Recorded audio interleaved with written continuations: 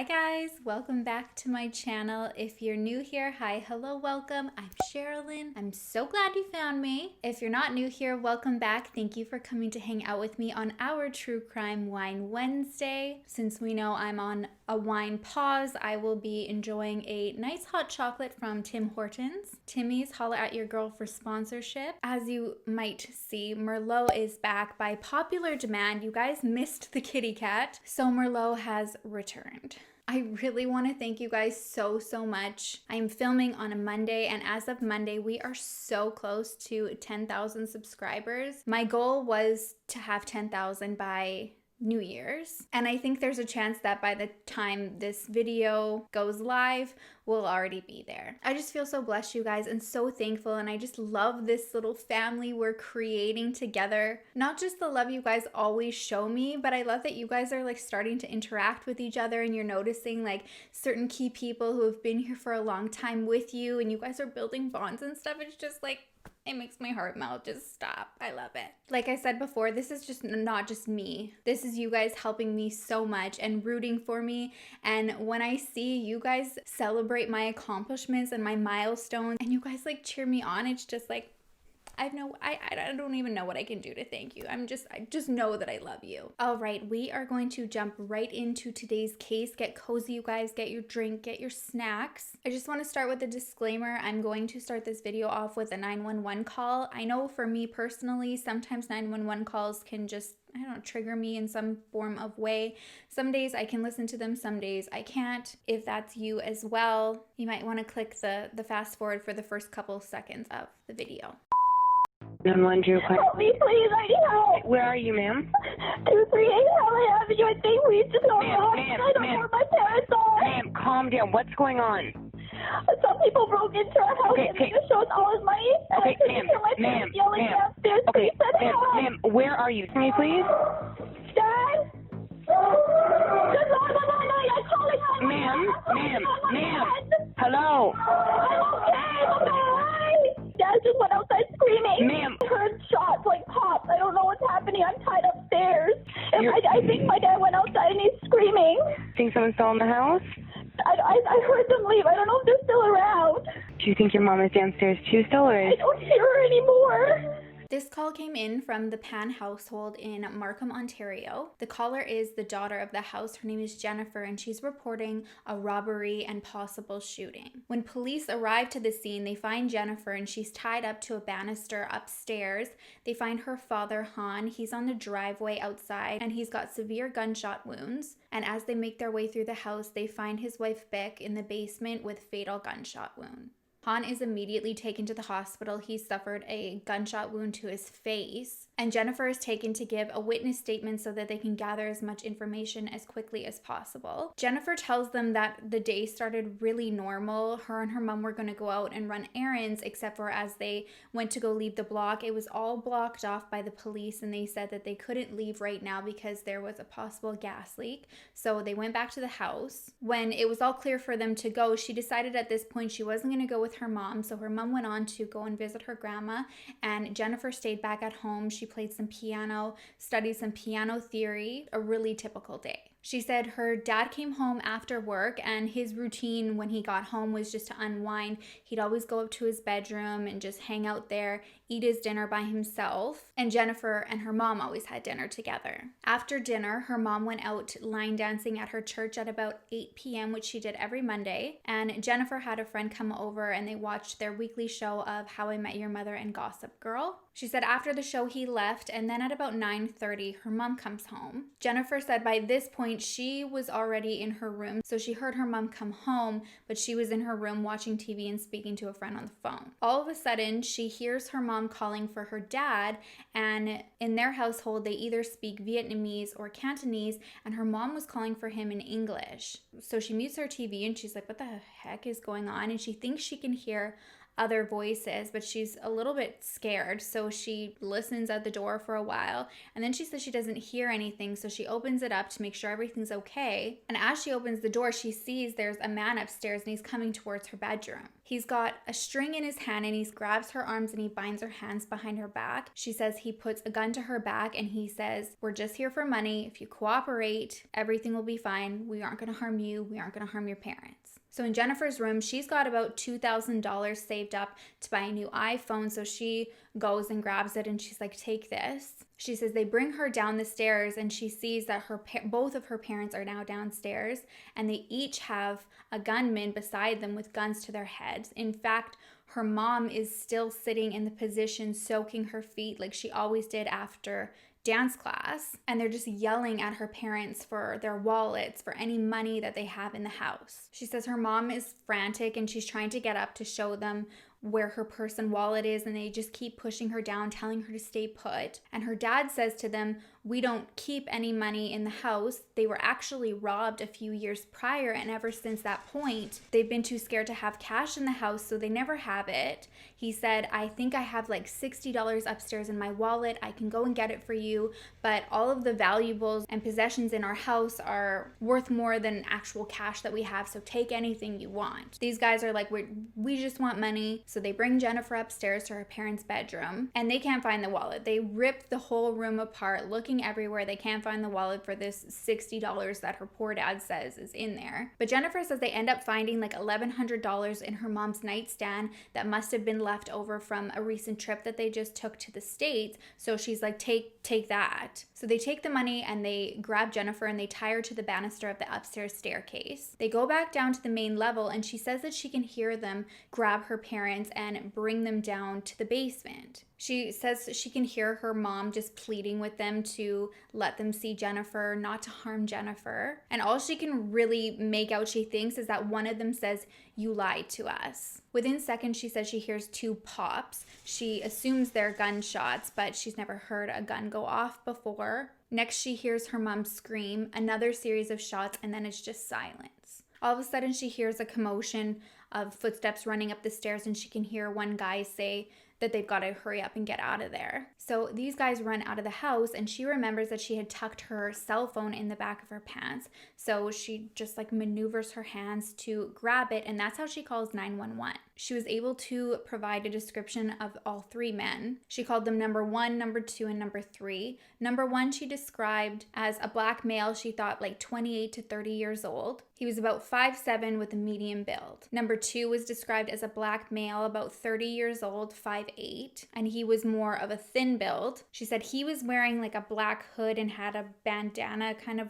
covering his face. And number 3, she wasn't sure on the race, but he was thin build with a Caribbean accent. The detectives ask, like, is there any idea why your family would be targeted? She says absolutely not. They live a very regular life. The only thing that she can assume is that they drive luxury cars, so it might have given somebody the impression that they may have a lot of money in their house. Her mom drove a Lexus and her dad drove a Mercedes. So for the detectives, they're like, this is a great starting point. They gather what they need from her and they let her go and be with her dad in the hospital. Her father, Han, he's clinging to life. He was put in an induced coma to get through surgery. He had been shot in the shoulder as well as the face. And just the brutality of it makes absolutely no sense to the family because they didn't live a dangerous life whatsoever. Han had come to Canada from Vietnam, and when he was living back home, that was during the Vietnam War. He had gone to school to be a tool and die mechanic, but 4 years after the fall of Saigon, when he was, I believe, 26 years old, he wanted to leave the country for a better life. Fear was very prevalent in the country and opportunities to succeed were very scarce. So he ended up coming to Canada as a political refugee. I read the journey to Canada was so risky itself, which I didn't know. You were on these boats for months and you risked getting attacked by real life pirates or getting disease or starving. So Han was really lucky that he actually made it to Canada, and when he got here, he settled in Toronto. Not long after he arrived, he actually reconnected with a woman that he had met back home very briefly, and her family had also come to the country for a better opportunity. Her name was Bic, and so Bic and Han started dating. It sounded like a very, old-fashioned courting type situation. And then eventually they got married. When they first got here, they didn't make much money at the jobs they were at. They lived in a rougher area of town, but they were so determined to work their butts off and just build this life that they knew they would only dream of back home. They both got jobs working in a car manufacturing company, and their main goal that they talked about was just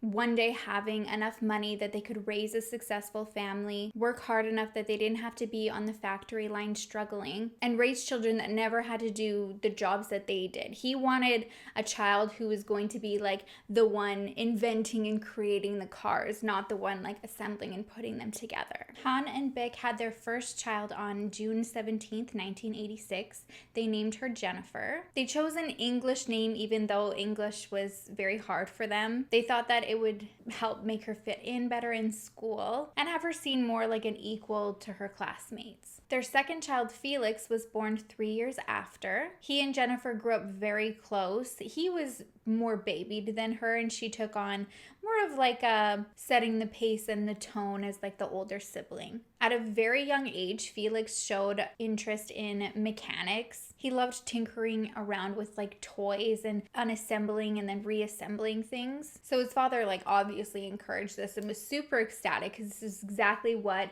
him and Bick had planned like their whole lives for their kids. Bick is described as the glue to the family, cooking all the meals, cleaning, making sure kids are at all of their appointments and extracurricular activities.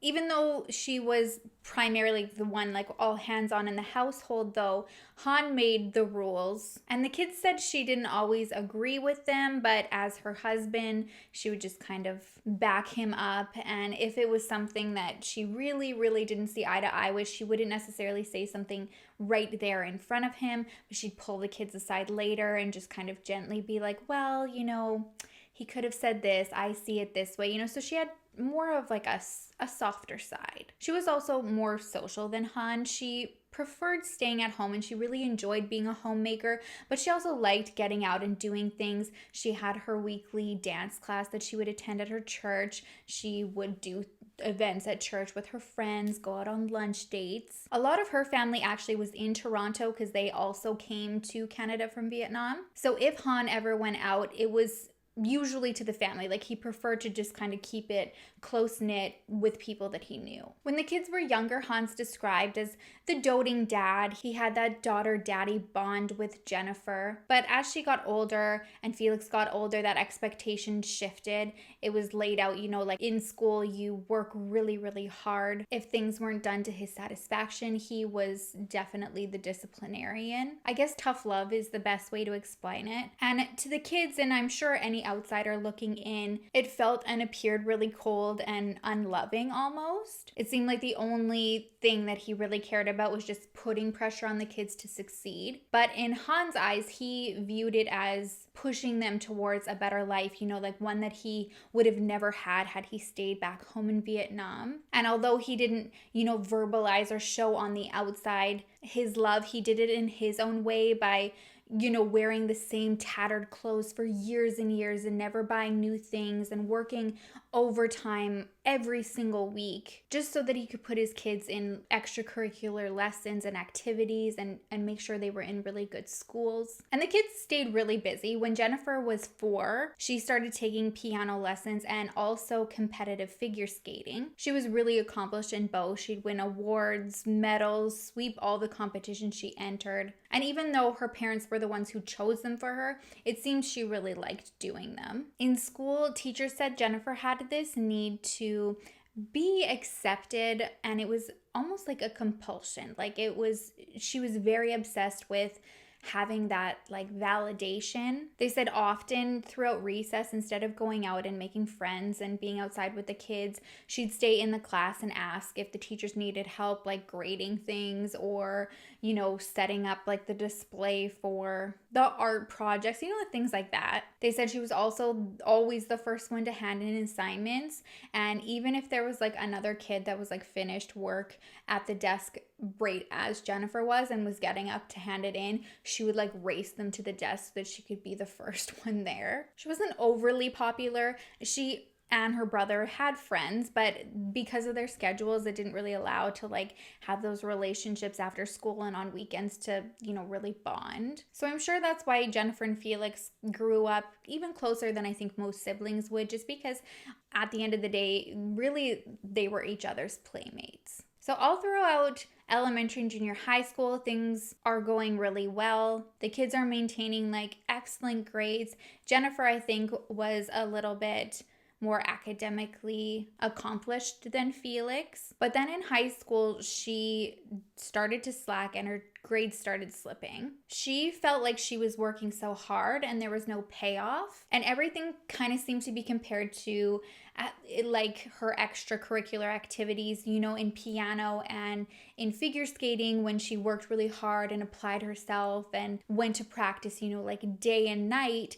she would do really well and then she'd be rewarded with like awards and medals. And then in school, when like award night would come around, in her mind, she was expecting to like sweep out the school, and it didn't happen. I mean, I never won an award at school for like good behavior or anything like that. So what I did read about that was, yes, you could be really good, grades wise, but the teachers who voted on it would look at things as a whole. It would be like, who was the friendliest, plus had the greatest grades and was also part of the school council and all that kind of stuff like factored into like deciding. And Jennifer was just always just really good at grades. So she never won anything. And she was like, hey, well, why am I putting in all of this effort when I'm not getting rewarded at the end of the day? So the grades are falling and the report cards roll around, and she went from getting like 90s and like hundreds to like the 70s. And she's like, well, shit, this is not good. So instead of going to her parents and being like, listen, this is how I'm feeling, I feel like this is all for nothing, she decides to forge her report card. In the back of her mind, the plan was she was just going to catch up behind the scenes and, make them up by the time the diplomas came around. She said she like went up to her dad's office and handed the report card and was like sweating bullets. And he just looked at it, gave a smile, didn't see anything like suspicious about it. So she was like, oh, thank God. So with him, she felt really relieved, like, okay, he bought it. But she said with her mom, she felt guilty. She didn't like lying to her because, like I said, like her mom was always the one in those private moments who was tender and encouraging. And I think like deep down she felt like had she been able to have that opportunity to just have her one-on-one to let her know kind of what was going on and not have her father interfere with it, maybe her mom would have understood where she was coming from, which I mean like sounds like a probably good possibility because her parents didn't always see eye to eye. One of the things they did always like almost always agree on though was that the kids weren't permitted to date. Not so much Felix. I think with him being the baby, he was able to kind of like fly under the radar and get away with a little bit more, but specifically Jennifer. And for her in high school, she had this idea of like this like rom-com fairy tale romance where you meet young and then you like grow old together and live, happily ever after forever and ever. I mean, I don't know about you, but like thank God I'm not like happily ever after with some of the people I knew when I was younger. But anyway, that's what Jennifer wanted. So she started secretly dating a good friend of hers in school, and he was like a really respectable guy. He had well-accomplished parents. They were very wealthy. He did really well in school, so he definitely like checked all of the boxes. So I think like Jennifer kind of presented him around the house, like easing it in, like sharing those accomplishments of his with her family and kind of introducing the situation as like they were more friends. So he was allowed to come to the house, and Han and Bick actually really liked him. They said that he engaged with them. He'd make conversation. He wasn't like one of those kids who would like just come in, be like, hey, and then like go and watch TV with Jennifer. Like he would ask them how their day was, find out what they did for work, exchange stories about his family. So like he was definitely one of those guys like you'd be proud to bring home to your parents. So a few months into the relationship, they were both in band class together, and their band class was planning a trip to Austria, which is just crazy. I was in band and I never got that. I think like once we went to like Leduc, which is like fine, but it's like 20 minutes away from Edmonton and not Austria.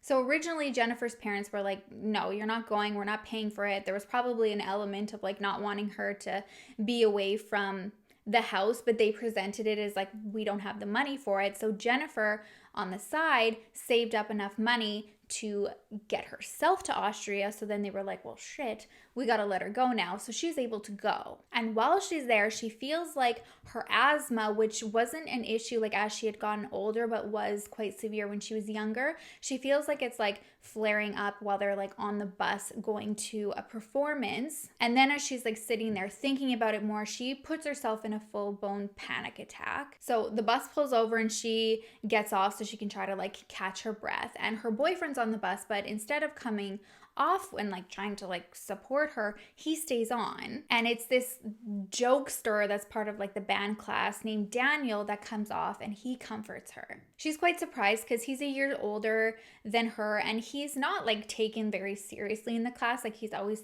joking around and goofing off, but he like grabbed her attention, he talked her through it, went through like breathing exercises with her. And he was able to bring her out of this panic attack and calm her down. So after this experience, she saw him as saving her that day. I mean, why her boyfriend didn't get off the bus, I don't know. She stays with her boyfriend though for a little while after that trip.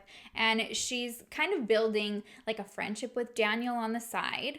I mean, no surprise to us. Eventually, her and her boyfriend, they did break up and they decided they were just better off friends. So after that, she just went like full steam ahead with Daniel and he did the same. He felt the exact same way as Jennifer did. But unlike her last relationship, she kept this one secret because she felt like it was already like a risk to present this one boyfriend to her parents and was surprised that he was even allowed to come over.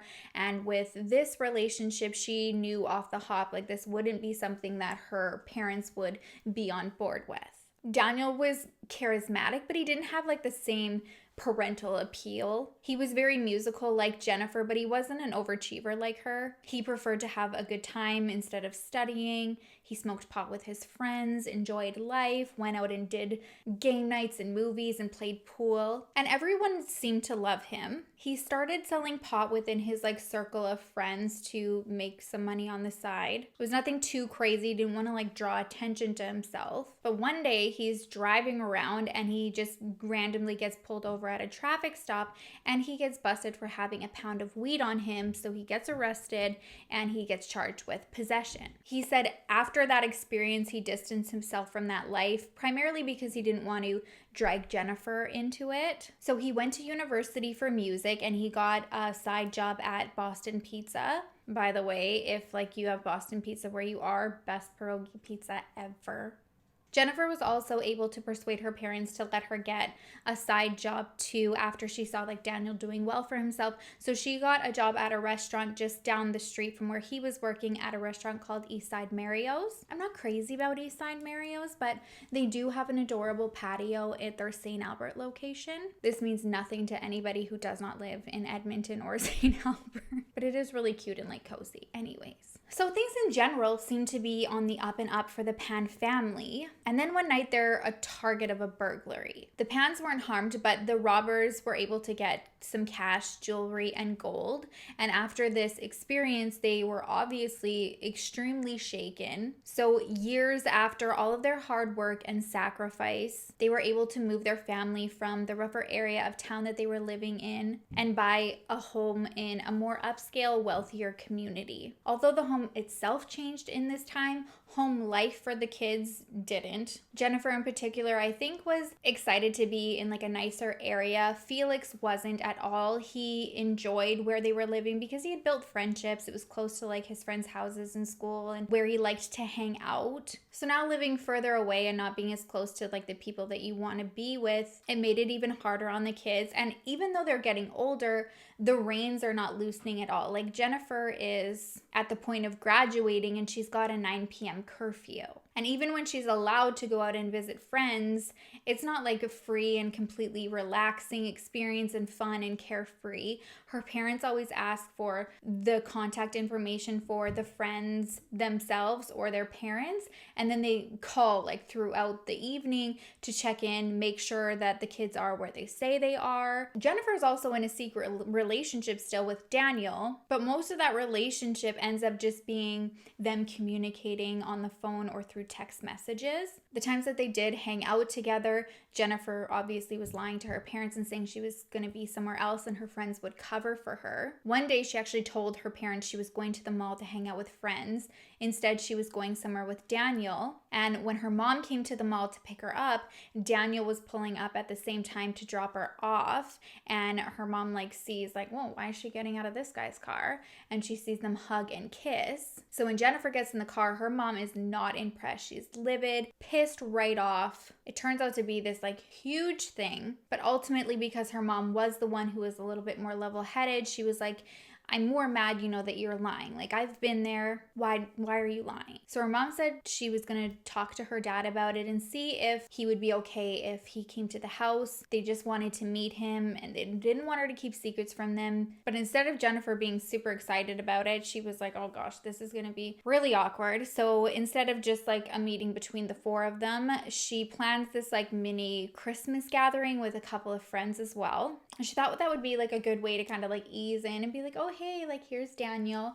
Plus, she had been dating him for years behind the scenes, but she doesn't want them to know that. So she thought, less opportunity to ask questions, the better. Before he gets there, she wants her parents to be impressed by him. So she even tells her dad that he's in school for mechanical engineering, which is not true, but it's an interest of her dad. So she thinks that's going to help. But she said before the meeting even started, it seemed like her parents already had their mind made up. Even with her fabricated career path, it didn't help the situation. She said before Daniel even got there, it seemed like her parents already had their mind made up and they didn't like him.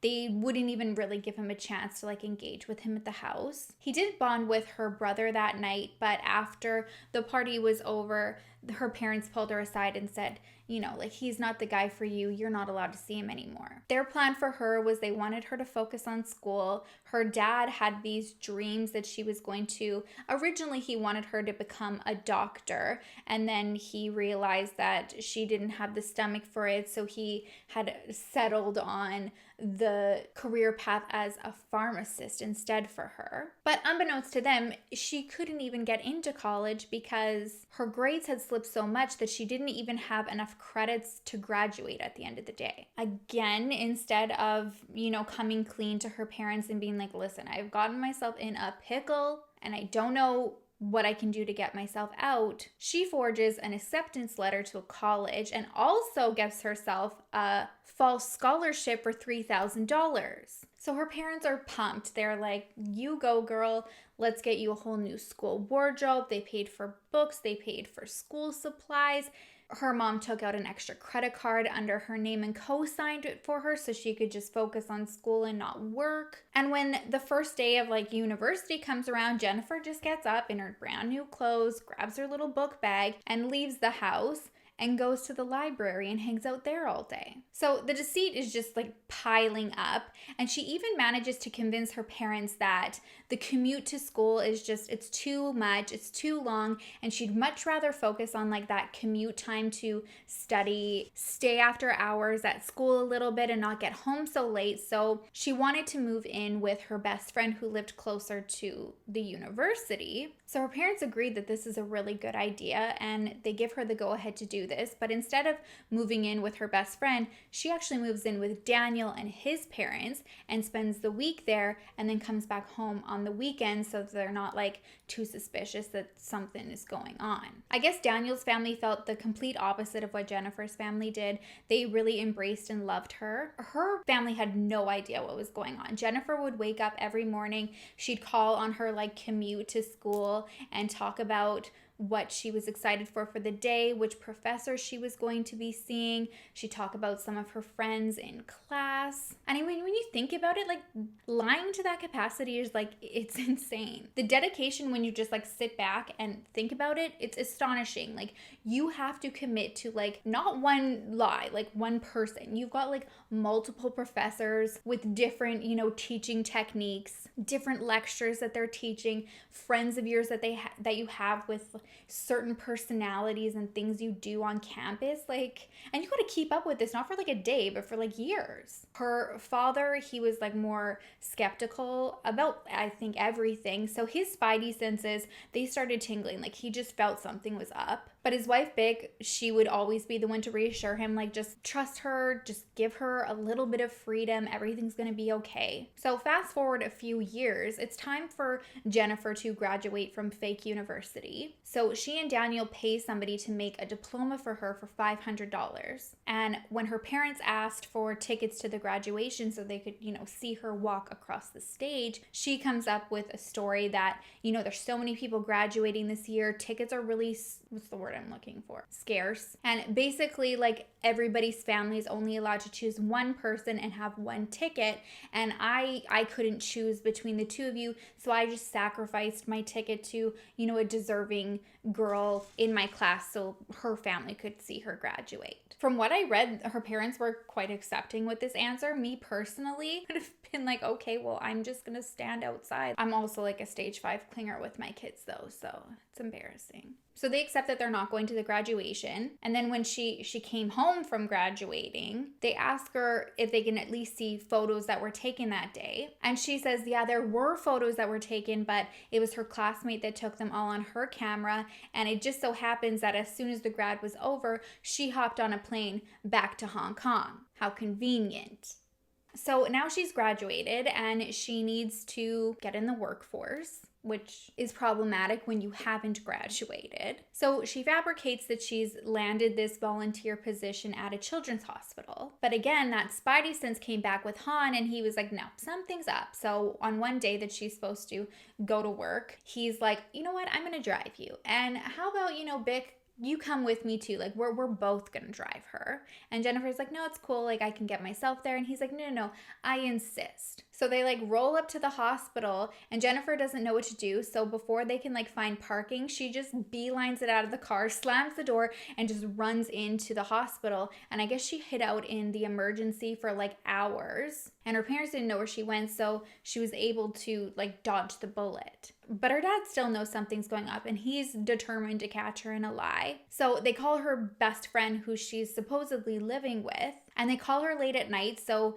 she's already asleep and she's a little bit groggy and kind of forgets like what the schedule was. So when they call, she's like, no, sorry, she's not here. She's at home. And they're like, wrong. So they immediately call Jennifer and they're like, get home now. They confront her that night and they're like, we know something's going on and our suspicion is that Daniel's the root of it. She comes clean and says they are seeing each other still. I mean, not seeing each other. They've been in a relationship for like 7 years. And so her parents give her an ultimatum and they're like, you know what? That's fine. If you want to be with him, great. You be with him. But if you choose him, you're saying goodbye to us. You're completely cut off and you're no longer a part of this family. Or you say goodbye to him and you come back home and that's it. Ultimately, Jennifer decides that she wants to stay home with her family. But it wasn't like she made the decision and went back home and everything was like normal. She goes back home to pretty much the same exact rules as there was when she was like in school before. She's got a 9 p.m. curfew. She's in her 20s and she has to like check in with her family, give phone numbers of her friends so that they can still check in. And it's almost like the reins are even tighter now because she's been caught in lies. Jennifer said when she came back home, she was pretty depressed because, she said goodbye to like the love of her life she'd been with for years. And there wasn't even really a way for them to stay in contact often because her parents had taken away her cell phone. So almost like when you're like grounded from something, she would like sneak out of her room at night when her parents went to sleep and she would secretly call him at night so that they could keep in touch. And one night she rolls the dice and she decides she's gonna sneak out of the house to see him. And that evening, she had actually borrowed her mom's credit card, I believe. So her mom went to go into her room to get it in the morning, and she sees that Jennifer's not in her room. So again, they like ring her up. They're like, get home now. So after that, she was on like lockdown. I guess Daniel couldn't take it anymore. He didn't want to have a relationship like that. He, again, was also in his 20s and had freedoms that she didn't. So he ended things with her. He started seeing somebody new. And I guess after that, Jennifer was absolutely heartbroken. And she says this time is really lonely because it's not like everything was miraculously fixed when she went back home. There was a lot of tension in the house. And I mean, even more so like when she kept getting caught in these lies and like sneaking out and behind her parents' back. And it was at the point where her father wouldn't even like look at her or acknowledge her. So she was just like a ghost in the house and just felt like, why am I here? Like, he clearly doesn't want me here. She said her mom would try to like smooth things over and be like the buffer between them, but he was like evolved. He was closed. He was done with her. Over time, her and Daniel start communicating again here and there. It seems to start because they both start receiving these like threatening text messages and these weird phone calls where somebody would call and it would just be silent on the other end and just like creepy heavy breathing. Daniel would also say that if he were to like hang out with his girlfriend, they'd both receive like creepy messages too, and it would say things like your guys' time is almost up, bang bang, just weird stuff. Jennifer also said she was receiving these and reached out for support from Daniel. And Daniel said on times where she was able to like sneak out during the day and spend some time with him, they'd both get text messages after the fact being like, oh, you shouldn't be doing that behind your girlfriend's back. But then he started realizing that if he was with Jennifer, his phone wouldn't go off. He was dealing with like these calls and these texts so frequently throughout the day usually, but on those times specific where he was with her, it'd be silent and then he'd drop her off at home and then within like 20 minutes pop back up again. In his mind though, he wasn't sure what to do. You know, when you know somebody for so many years and you've been like so bonded to them, you don't want to believe that somebody's gonna go full like fatal attraction on you. And then he said that Jennifer's threats started to intensify where she was actually getting followed. She said she had to involve the police because there was like a gang of Asian men that were following her to her house. And then she calls him one night and she says they were at her door and she answered the door and they forced themselves in. They took her to her bedroom and they raped her. There didn't seem to be any reports of that, but Daniel, he didn't want to be like the one to not believe her. I mean, if she's saying this, he wanted to take her word for it and support her. So he buys her a secret cell phone after these attacks so that she can keep in contact with him, and if anything were to happen again, she's not risking like not having her phone with her because her parents have taken it away. So although they're communicating, they're not an item anymore. He's seeing somebody else, and without that weight of trying to protect Jennifer from the previous life that he was living where he was dabbling in like drug dealing, he decides that he kind of wants to venture back and pursue that again. So he gets back out in the drug trade and he meets a guy named Lenford Crawford. Lenford immigrated from Jamaica. His father had been sponsored years before Lenford came, and he decided to just up and leave his family and come to Canada, and he actually married the woman that sponsored him. So when he left, Lenford stepped up as like the man of the house. He took care of his mom, took any job he could to help her out. She described him as somebody who was really dependable. She could always count on him. And he was also somebody who, if you needed $1 and it was his last one, he would give it to you. When he was a teen, his dad asked him if he wanted to come to Canada and live with him. So his mom decided that it probably would be a better opportunity for him, so she agrees. And so he moves to BC with his dad, and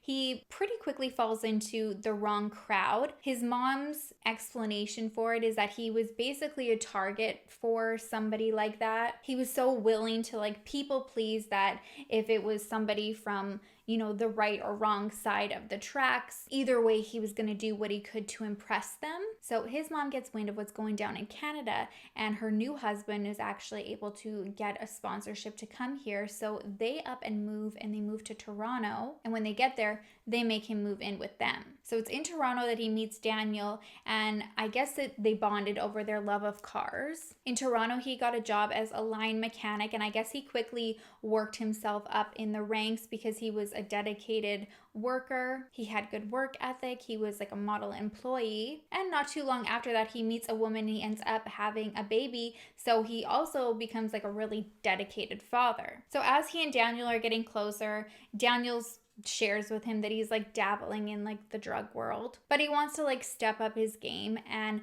Lenford said he has a friend who is within that industry. So he introduces him to a guy named Eric Carty. He was the oldest of his siblings, and his teachers say that he was a model student. He didn't ever give them any trouble. He was really athletic. And back then he was described as more of a follower. He was never the leader. When he was 15, though, he lost his father, and it seemed like something that altered his path at that point. He fell into like that troubled crowd. He dropped out of all of his extracurricular activities. He starts getting in trouble with the police and actually spends 5 years in jail for shooting at a man. I guess he shot him in the eye, but he survived over some incident that happened at a water park. So since this guy survived and Eric was only 17, he didn't spend that much time in jail. That's why he only stayed there for 5 years. After he got out, though, this like gave him like street cred, and he took on the nickname Sniper with an H. So Lenford introduces Eric and Daniel to each other. I think they were supposed to like partner up in the drug business, but Eric saw Daniel as somebody who was like not of his caliber. He didn't have like the goal to be out there. So Daniel kind of like took the back seat of that relationship and just allowed Eric to be, I guess, like a mentor to him. So after the attack at the Pan House and Bick's murder, police are trying to find possible connections to the family as to why they were targeted. And that's when Daniel's name comes up and they see that he has already had some run-ins with the law. So they bring him down for questioning. And in his interview, he's extremely cooperative, very respectful. He answers every question they have. He does admit that there was a time that for years he and Jennifer were very much in love, and admits that ultimately the relationship had ended because Jennifer's family just didn't support it and he was now seeing somebody new. During the interview, Daniel's the one who comes out and says that Jennifer essentially was living a double life. He told them all about her school, about how she never graduated, that she faked her report cards, the diploma, job. He also himself admits to having run-ins with the police and it being related to drugs. When it came to what happened that night at the Pan House, though, he said he had no information or leads for them, and he didn't personally think that his involvement in dealing had any connection to the family in some form of retaliation or something like that. So he leaves, and after talking with Daniel, the police want to re-interview Jennifer because now they're like, well, she didn't really share with us that she was living this double life. So when she first comes back in, they don't just like hit her right away with like, so you lie. They first wanted her to go over everything that happened that night and see if there was something that maybe she was remembering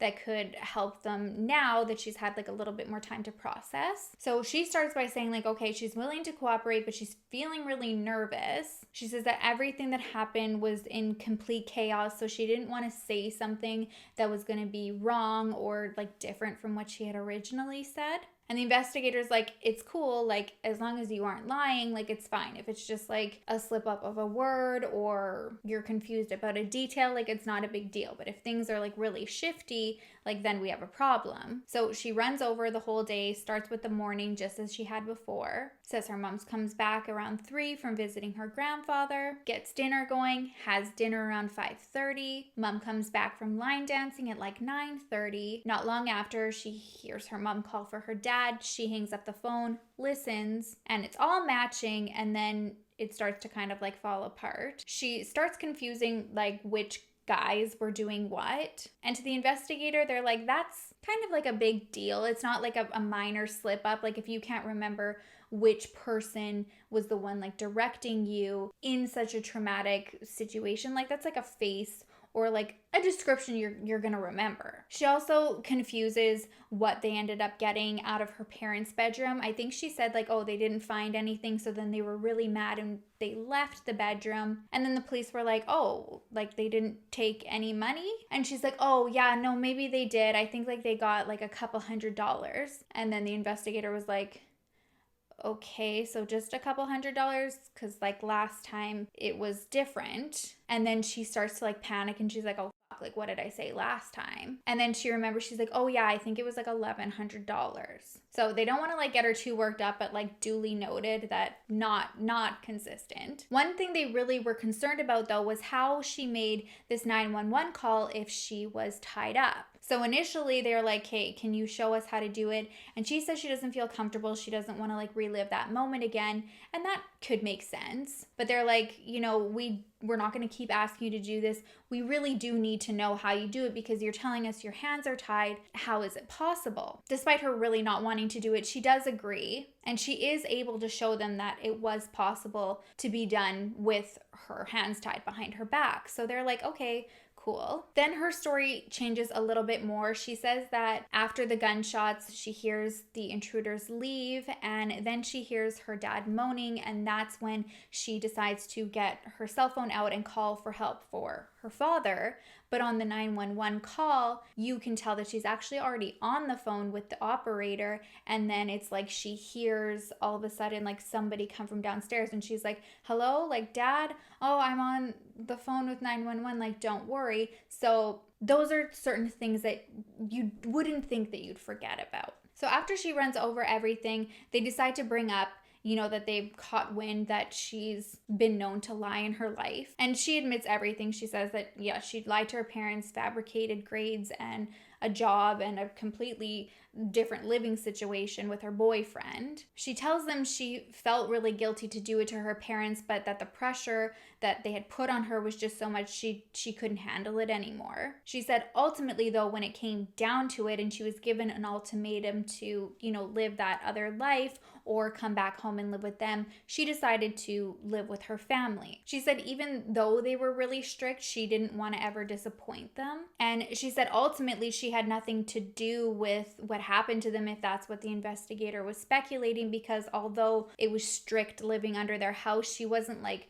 forced to live there. She was given the choice, either come back home or go to Daniel. And she was the one who made the decision knowing, what kind of rules she was going back into laid before her. So everything seems to check out, minus the inconsistencies. It's not enough for them to hold Jennifer. So they kind of chalk it up to like, okay, it could just be trauma. So they let her go. And this is a day before her mother's funeral. And miraculously, her dad wakes up from his coma. And not only that, but he's also able to talk to investigators and he gives them a statement, which turns out to be problematic for Jennifer because his story conflicts with hers. He says that he was asleep and he wakes up to a guy standing over him in bed and he's got a gun pointed to his head. He's screaming at him for money and Han's like, I don't have any. So he's ordered out of his bedroom and he's taken down the stairs onto the main level, and that's where he sees his wife Bick, and she's sitting on the couch. She still has her feet soaking from her dance class, and there's another two men there and one of them has a gun pointed at her as well. He says there's two black men in the room and one white man, and they're screaming at them for money, and Bick is just communicating with Han in Vietnamese, and she's like, how did they get in here?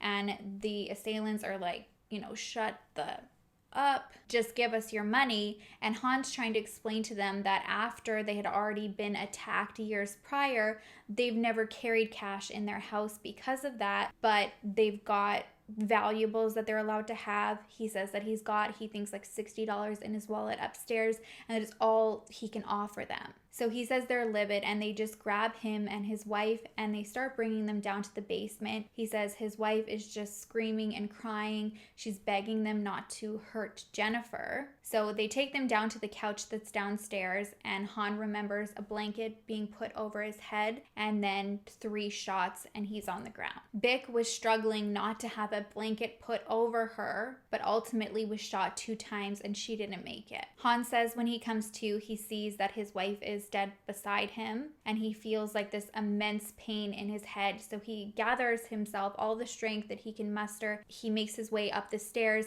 and he just like hauls ass out of the house and to the neighbors to call 911. He said when he saw Jennifer, she was never tied up. So even though she said that as soon as this intruder saw her and tied her hands behind her back and led her throughout the house screaming for money, that's not what he saw at all.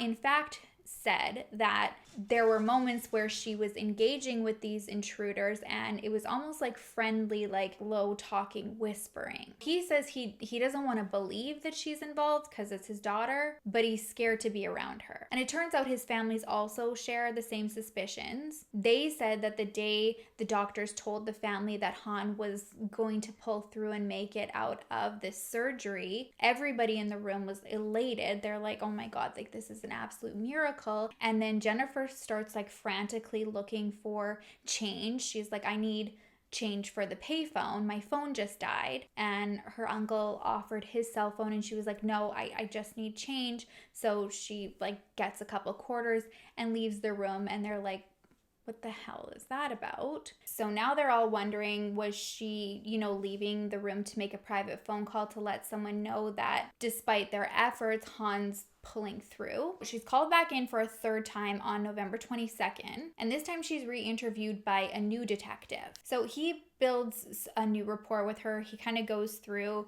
more of her upbringing, and he, says he can understand that the pressure she was under was probably unbearable and understands why she lied. She basically agrees. She said that after that one point of forging a report card, it just kind of like snowballed and there was no way of stopping it. She said she felt like an outcast from everybody she knew.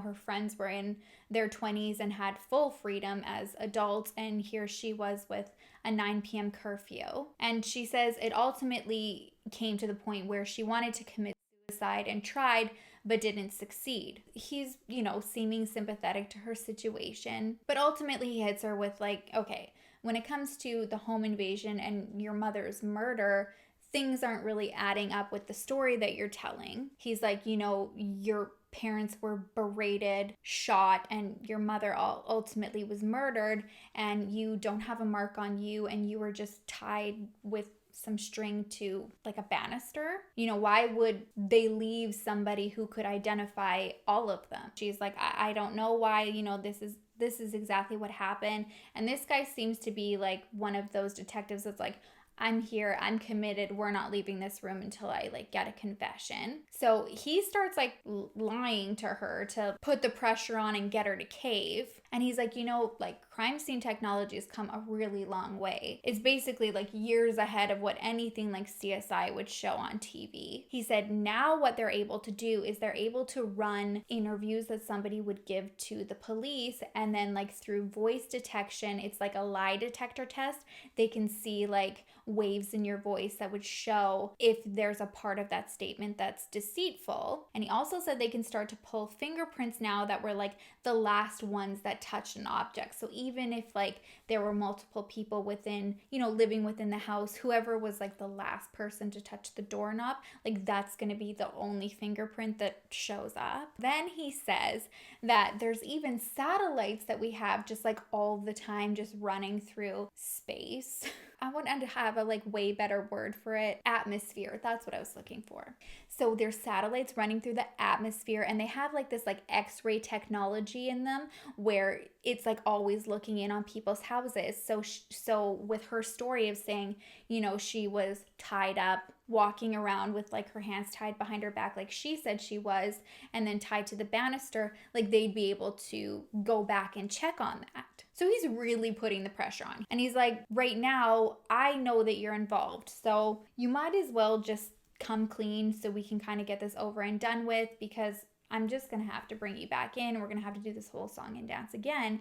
And basically all she can say is, what's going to happen to me? And he's like, I don't really know. My job is to be here as an advocate for your mother and to find out the truth as to what happened to her. He's like, right now, all I need from you is just help me to help her. And she's like, I don't know if I can. I don't know what's going to happen to me. So she's quiet for quite a while. She's just got her like head sunken in her hands. And then she completely changes the narrative. And she's like, they were supposed to kill me. She said that she wanted to commit suicide, but since she had already failed in the past, she wanted to hire somebody who would come and kill her instead. When the detective asks her, okay, who did you hire? She said she only knew him by his street name, which was Homeboy, and she said she got this number from a friend of hers named Rick. The detective's like, stop. This doesn't happen. No one's gonna hire somebody and pay them money to essentially commit suicide by somebody else doing it. And then not only that, but they don't even kill the one person that was intended. They kill somebody else and attempt to kill a second person. She sticks with the story though, like no matter the pressure, she doesn't sway. But since she's now like changed everything and essentially admits that she is the one responsible for having these guys come to the house to begin with, it's enough to charge her. So she's put under arrest that day. The investigators are confident that there's like a portion of what she's saying is true. They don't think she's the one who carried out the murder of her mom and the attempted murder on her father. So they think that the story of having intruders come is true. They just don't know who it is because she's not giving up anybody. So when they go looking for her cell phone, that's when they discover that there was the additional one that Daniel had got for her. And even though in Daniel's interview, he said that they hadn't spoken in a while, the day of the attacks, there was 14 calls between them and over 30 text messages. That phone that Jennifer had also had a series of calls and texts to several different burner phones. So when it comes to the burner phones, it's really difficult for them to try to like lock down a solid person. The whole point of them is to just like use them, not be traced, get rid of them, and then buy another one. But ultimately, they're able to find a name connected to one, and it says that it's to a Peter Robinson, which they quickly realize is a fake name. But that fake name is connected to the account of a guy named David, and I cannot pronounce his last name. Milvaginum? David. Turns out that David is good friends with Eric Carty. Eric, who is Daniel's drug dealing partner / mentor. So going through his phone, they find a number that's connected to Lenford Crawford's parents' house. They go to his house and ask to interview him. He agrees. He's quite cool, calm, and collected. He's basically open for, small talk with the detectives. He agrees that he does know Daniel. He says he's seen him on the streets. He knows him as Bruce, but he really hasn't had much time to socialize with people. He's just been investing his time lately into being a good father. So the detectives are like, okay, well, that's great, except for the fact that you called Jennifer Pan's cell phone 2 times on the day that her mother was murdered. And he said the only reason why he had called Jennifer was so that he could find Daniel and that he had no involvement in what happened to Bick. It turns out when detectives looked further into him and Daniel, they did end up having alibis. So they end up going back to Han, and now that they've got a couple names swirling and they've got photos, they're hoping he can identify somebody. Han says he couldn't be 100% sure, but one of the photos that he did see, who was David, resembled one of the guys that was in the house that night. However, he wasn't wearing his glasses during the attack, so he couldn't say, without a shadow of a doubt, it was him. But he was quite sure he had seen David before. Obviously, that's not enough, so they can't arrest him. So they go back to the phone because they're like, this is basically the only key we have to solving this thing. Nobody's talking. Jennifer's not giving anything up. But it takes weeks to sort through because, again, it's like they're going through burner phone numbers. They're also dealing with street names, not real people's first and last names. And a lot of the text messages that are on the phone are done in code. Eventually, though, through one of the texts, they're able to link Eric Carty. But before they get to him, he catches wind of this, he flees. And then ultimately, a little while later, he's caught and he's arrested. They go back, they re-interview David. They're like, despite you having an alibi, you've got to be the link to this. He tries to be as, calm and cooperative as he was in the first interview.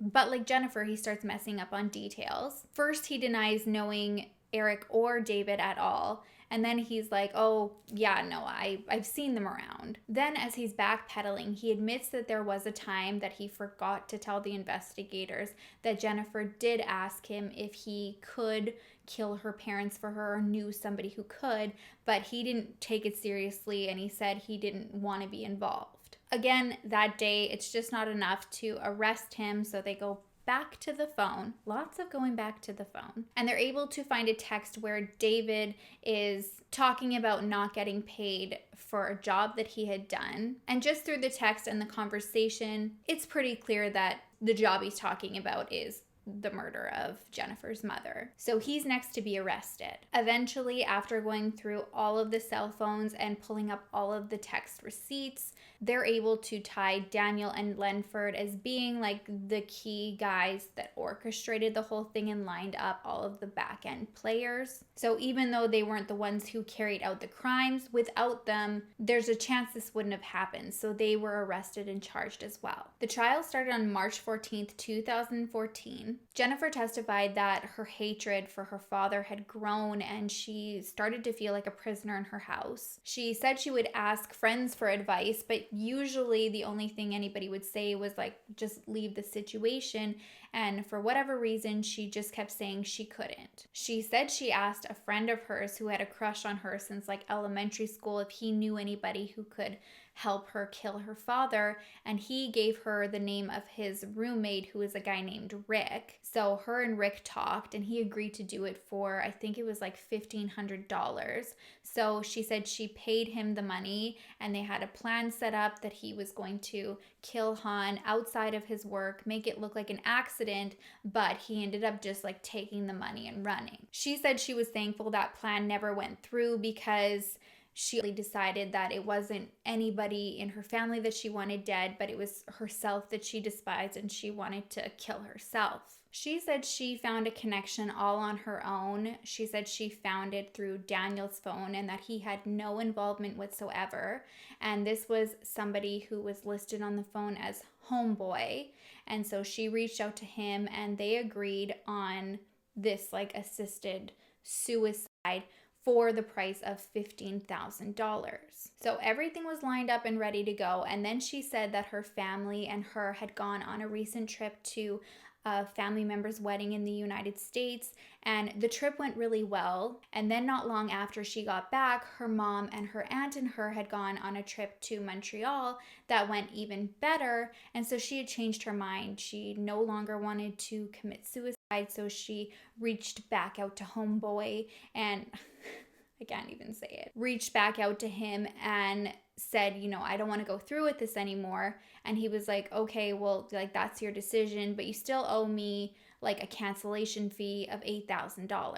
Her story is that she couldn't come up with the money fast enough, and this person is just like badgering her every day for this money. And so she is assuming that because she didn't get it in time, they were like, you know, we're going to show you, this is punishment. And then that's what happened to her parents that night. I mean, it sounds like a believable story in a sense, except for the fact that they had all of her text messages. So it connected Daniel being the one to provide her with that number initially. And this was all the way back in August. So this was, you know, very premeditated and planned out. And throughout all these calls and phone records and text messages, it's able to connect Lenford and Jennifer. And even after Bick's murder, they're still communicating to like keep everybody in the loop of like what investigators were saying, you know, what the story was and how things were going down behind the scenes. Basically, there was just like as much as you want to provide like reasonable doubt, the text messages showed that there was no other way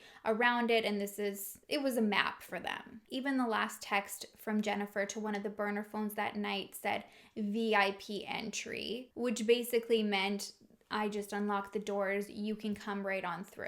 The motive, they said, was that Jennifer wanted to be with Daniel, but she didn't want to be the daughter to make that decision and be cut off from her family. She had lived for so long fabricating a fake life that I think that deception for her just became easier than living honestly. There was nothing that was like clearly written through text like, okay, let's do this so that we can be together. There was a text exchange between Jennifer and Daniel though at one point where it seemed like in her mind, if her parents were out of the picture, her and Daniel could get back together. But he kind of like throws a curveball and he's talking with Jennifer and he's saying, you know, I have to be honest with you. I'm really starting to have feelings for my new girlfriend. And Jennifer's like, what do you mean? Like, is there no shot of us ever being together? And if so, call the whole thing off. So Daniel replies with, well, I thought you weren't doing this for me. Like, don't be doing this because of me. You said that you were doing this for you.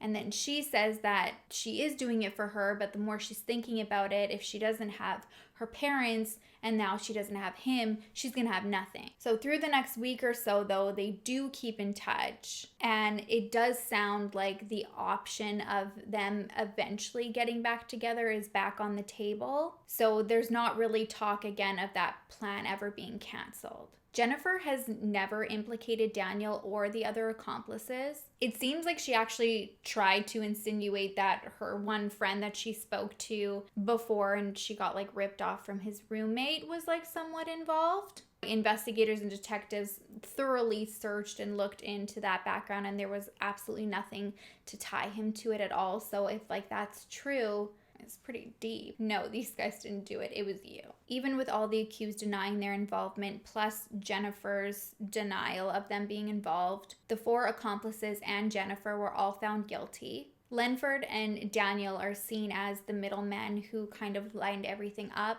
and Eric, David, and a third man who's never been identified are believed to be the ones who carried out the murder. That's quite unsettling, like knowing that there's a third person out there, and clearly there are individuals like involved in this who know exactly who it is, but they won't give them up and they're just like living their life freely.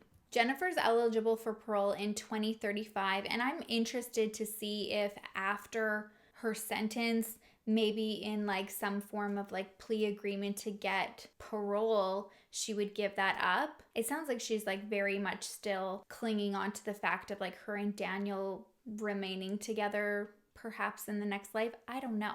I also read that there's even the possibility that she really doesn't even know this person's real name. When she was communicating with everybody on the burner phones, it was through like fake street names. So there is that chance. But I feel like, there's still like information that you could, I don't know.